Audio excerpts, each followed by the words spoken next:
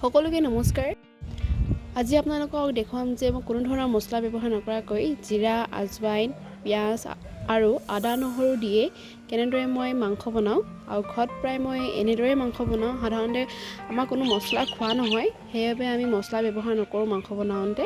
তো মই যেতিয়াই মাংস বনাওঁ তাত অকল পিঁয়াজ, আদা আৰু নহৰুৱেদি বনাওঁ আৰু তাত জলকীয়া দিয়া থাকে। মছলা খোৱাটো শৰীৰৰ বাবে ক্ষতিকাৰক হয়, পেটৰ অসুখ কৰে, সেইবাবে নোখোৱাই ভাল। আৰু এনেদৰে হালধি নিমখ দি ফ্ৰাই কৰি থাকোঁ বহুত দেৰি।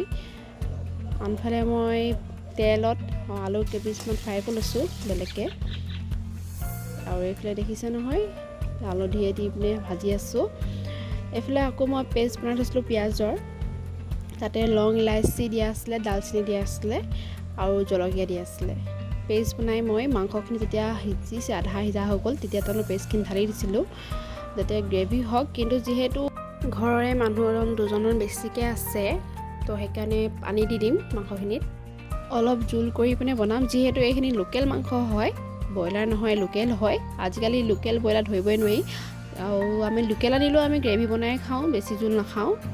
মাংস ৰেডি হৈ গ'ল, আৰু এতিয়া মই ৰেডি কৰিম চিকেন থালিখন।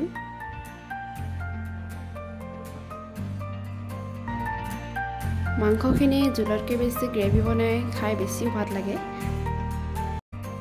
ভিডিঅ'টো চাই আপোনালোকে কেনে পালে কমেণ্ট কৰিবলৈ নাপাহৰিব, আৰু লগতে লাইক ছাবস্ক্ৰাইবো কৰি দিব।